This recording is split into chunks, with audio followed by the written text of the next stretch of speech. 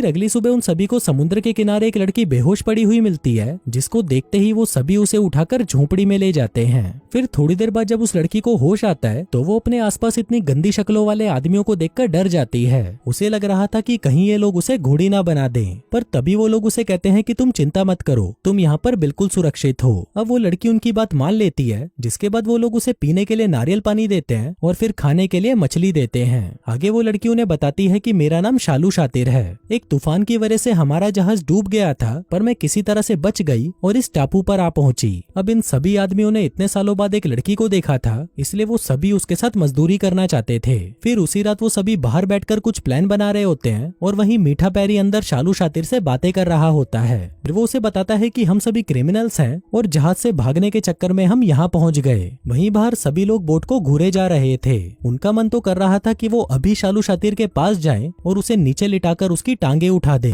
फिर अगले दिन वो सभी मिलकर शालू शातिर से कहते हैं कि हम तुमसे शादी करना चाहते हैं। हम काफी महीनों से यहाँ पर फंसे हुए हैं और इन दिनों हम सिर्फ अपनी हाथ गाड़ी से काम चला रहे हैं, इसलिए अब हमें मजदूरी करने के लिए एक लड़की चाहिए। तभी शालू शातिर उन्हें कहती है कि मैं तुम सबके साथ तो शादी नहीं कर सकती, पर मेरे पास एक आइडिया है। मैं बारी बारी से तुम सबसे बात करूंगी और इसी दौरान जो भी मुझे पसंद आ जाएगा मैं उसी से ही शादी कर लूंगी। अब शालू शातिर का ये प्लान सभी को पसंद आ जाता है और वो लोग उसकी ये बात मान जाते हैं। फिर थोड़ी देर बाद हम शालू शातिर को देखते हैं, जो कि समुद्र के किनारे टोनी के साथ टहल रही थी। अब क्योंकि पहला मौका टोनी को मिला था, तो वो शालू शातिर को इम्प्रेस करने के लिए अपने पिछवाड़े का पूरा जोर लगा देता है। वो उसे कहता है कि मैं बूढ़ा जरूर हूँ, लेकिन मेरे घोड़े में इन सभी से ज्यादा पावर है। अब ये सुनकर शालू शातिर खुश हो जाती है और वो टोनी से सोचने के लिए थोड़ा टाइम मांगती है। उधर बाकी के उम्मीदवार भी उन्हें देख रहे थे और उन्हें पूरा भरोसा था कि शालू शातिर इस बुड्ढे से तो शादी नहीं करेगी। फिर उसी रात हम टोनी को देखते हैं, जिसका मन तो कर रहा था कि वो इन सभी को मारकर शालू शातिर से शादी कर ले, क्योंकि अब टोनी को शालू शातिर से सच्चा वाला प्यार हो गया था और वो उसे किसी भी हालत में छोड़ना नहीं चाहता था। लेकिन उसके अंदर इतनी हिम्मत भी नहीं थी कि वो अपने साथियों पर गोली चला पाए। फिर अगले दिन बारी पप्पू नाकारा की थी, इसलिए वो शालू शातिर को बड़े बड़े वादे करने लगता है। वो कहता है कि मेरे पास बहुत पैसा है और यहाँ से निकलते ही मैं तुम्हें अंबानी जैसी जिंदगी दूंगा। लेकिन उसकी इन बातों से शालू शातिर समझ जाती है कि पप्पू नाकारा एक झूठा और नीच आदमी है, लेकिन फिर भी वो उसे कहती है कि मैं तुम्हें सोचकर बताऊंगी। अब पप्पू नाकारा के बाद सभी लोग बारी बारी से शालू शातिर से बातें करते हैं और वो सभी उसे पाने के लिए उससे झूठे और बड़े बड़े वादे करते हैं। कोई कहता है कि वो उसे रानी बनाकर रखेगा,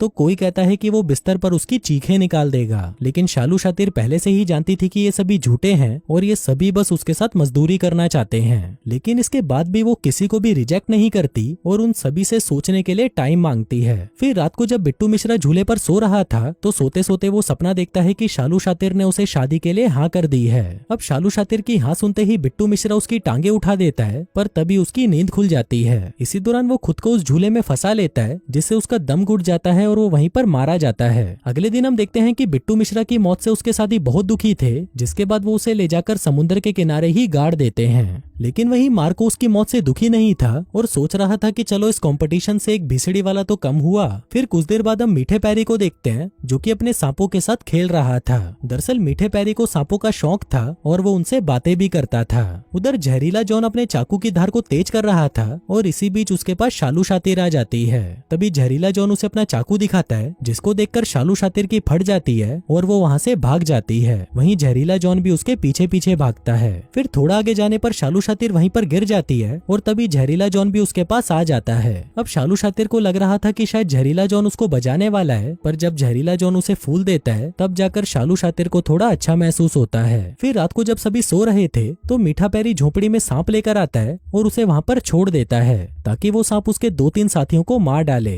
पर तभी वो देखता है कि उसका सांप तो किसी को नहीं काटता और उस झोपड़ी से बाहर चला जाता है। अब ये देखकर मीठा पैरी भी बाहर आ जाता है और अब उसे अपने सांप पर बहुत गुस्सा आ रहा था। जिसके बाद वो उसे कहता है कि भिसड़ी के मैंने तुझे इतना खिलाया पिलाया, पर तेरे से मेरा एक काम भी नहीं होता। अब ये सुनते ही उस सांप की सटक जाती है और वो उस मीठे पैरी को ही काट लेता है, जिससे मीठे पैरी की मौके पर ही मौत हो जाती है। फिर अगली सुबह वो सभी मिलकर मीठे पैरी को भी समुद्र के किनारे गाड़ देते हैं। अब मीठे पैरी की मौत से सभी दुखी थे, पर वहीं शालू शातिर मन ही मन मुस्कुरा रही थी। फिर थोड़ी देर बाद शालू शातिर समुद्र के किनारे नहाने जाती है और तभी वहाँ पर ईबू हटेला आ जाता है और छुपकर उसे देखने लगता है। वहीं दूसरी तरफ पप्पू नाकारा भी कुछ खिचड़ी पका रहा था। वो बोट में से एक सिलेंडर उठाता है और उसके साथ कुछ छेड़खानी करने लगता है। वहीं जहरीला जॉन भी सभी को मारना चाहता था और इसके लिए वो सभी के खाने में जहर मिला देता है। इसी दौरान वहाँ पर ईबू हटेला आ जाता है और जहरीला जॉनी उसे पीने के लिए चाय देता है। हम देखते हैं कि जहरीले जॉनी ने ईबू हटेला की चाय में जहर मिला दिया था, पर क्योंकि ईबू हटेला को उस पर भरोसा नहीं था, इसलिए वो चुपके से अपना कप उससे बदल लेता है। आगे जब वो दोनों चाय पीते हैं तभी जहर की वजह से जहरीले जॉनी की मौत हो जाती है, जिसके थोड़ी देर बाद उसे भी समुद्र के किनारे गाड़ दिया जाता है। अब वहाँ पर सिर्फ 4 ही लोग बचे थे और देखना यह था कि शालू शातिर किसके हाथ में आती है। वहीं पप्पू नाकारा जल्दी से उस सिलेंडर को झोपड़ी के नीचे छुपा देता है, जिसके साथ उसने कुछ खुराफात की थी। फिर थोड़ी देर बाद पप्पू नाकारा को छोड़कर सभी लोग खाना खाने लगते हैं। हम देखते हैं कि ये लोग उसी टेबल पर खाना खा रहे थे जिसके नीचे वो सिलेंडर था। वहीं दूसरी तरफ पप्पू नाकारा एक धागे को आग लगा देता है, जिसका दूसरा हिस्सा उस सिलेंडर से जुड़ा हुआ था। फिर वो भागते हुए झोपड़ी में आता है और शालू शातिर को लेकर बाहर चला जाता है। इसी बीच वो सभी आसमान में पुलिस के एक हेलीकॉप्टर को देखते हैं, जिसको देखकर वो बहुत ज्यादा डर जाते हैं और जल्दी से झोपड़ी से बाहर आ जाते हैं। वहीं उन तीनों को बाहर देखकर पप्पू नाकारा समझ जाता है कि उसका प्लान फ्लॉप हो चुका है, इसलिए अब वो उस सिलेंडर को रोकने के लिए जैसे ही झोपड़ी की तरफ जाता है तभी उस झोपड़ी में एक जोर का धमाका होता है, जिससे पप्पू नाकारा की वहीं पर मौत हो जाती है। जिसके बाद उसकी कब्र भी समुद्र के किनारे बना दी जाती है। हम देखते हैं कि वहाँ पर अब सिर्फ 3 ही लोग बचे थे।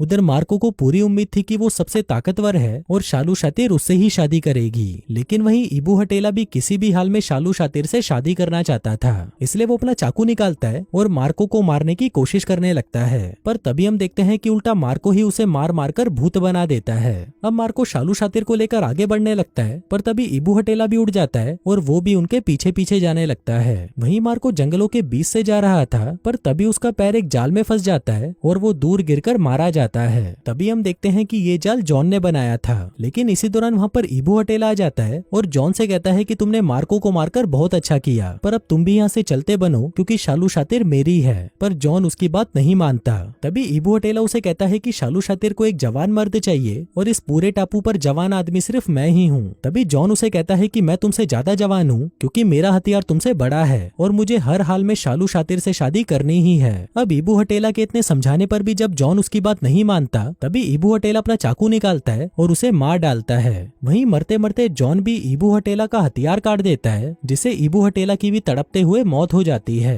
अब इस पूरे टापू पर सिर्फ शालू शातिर ही बची थी, जो कि बाकी दोनों की लाश को भी समुद्र के किनारे गाड़ देती है। इसके बाद हमें पता चलता है कि शालू शातिर एक खुफिया एजेंट थी और वो इस टापू पर जानबूझकर आई थी ताकि वो इन बदमाशों को मार सके। लेकिन वहीं शालू शातिर को खुद से कुछ करना ही नहीं पड़ा क्योंकि वो सभी चूतिए अपनी ही गलतियों के कारण मारे गए। अब शालू शातिर वहाँ से निकल ही रही थी कि तभी वहाँ पर कुछ और क्रिमिनल्स आ जाते हैं और वो शालू शातिर को अपने साथ चलने के लिए कहते हैं। अब ये सुनते ही शालू शातिर की फटकर 64 हो जाती है।